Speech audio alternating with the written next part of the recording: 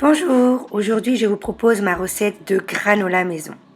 Les granolas sont des céréales à base d'avoine qu'on appelle aussi muesli. Je les consomme au petit déjeuner ou en collation, avec du yaourt, du lait d'amande ou sur des fruits frais.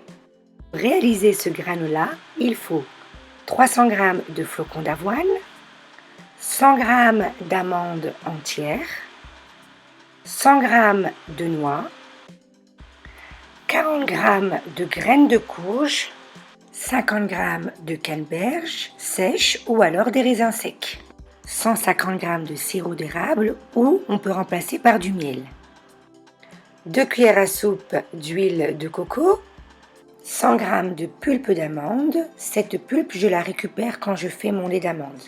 L'ingrédient est complètement facultatif, surtout qu'on rajoute des amandes.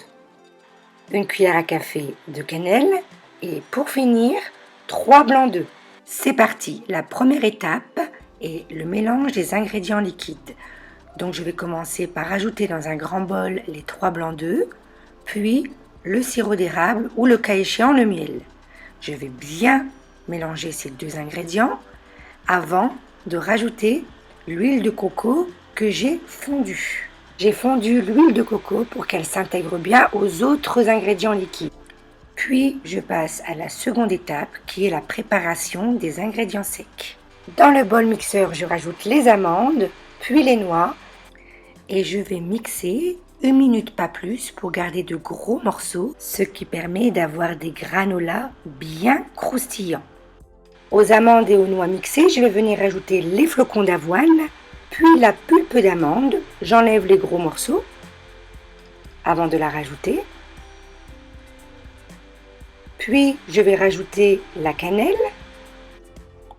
les canneberges ou alors les raisins secs, les graines de courge et je vais mélanger à l'aide d'une cuillère à soupe pendant 1 minute avant de passer à l'étape suivante qui est le mélange des ingrédients secs et des ingrédients liquides.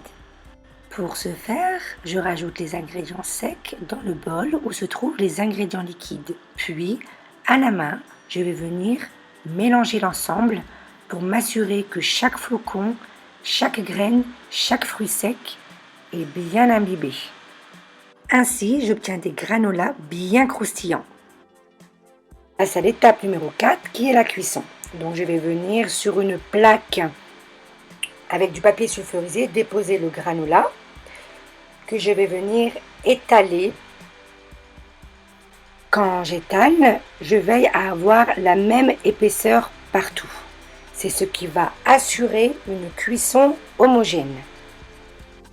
Je prends bien mon temps pour étaler, puis je vais venir enfourner à mi-hauteur dans un four à 200 degrés pendant 20 minutes. Au bout de 10 minutes de cuisson, ce que je fais, c'est que je vais venir mélanger le granola. Cette étape permet une cuisson une nouvelle fois homogène, que ce ne soit pas brûlé sur les côtés. 20 minutes se sont écoulées, mon granola est cuit et bien doré. Donc, pour le conserver, je le mets dans une boîte hermétique. Donc, je me sers du papier sulfurisé. Ce granola peut être conservé 3 semaines dans une boîte hermétique. Je vous propose une idée de petit déjeuner que j'aime beaucoup. Donc avec du yaourt grec, je rajoute des fraises par exemple, puis quelques cuillères de granola. En plus d'être délicieux, ce petit déjeuner est complet et très rassasiant. Je vous dis à très bientôt pour une nouvelle recette.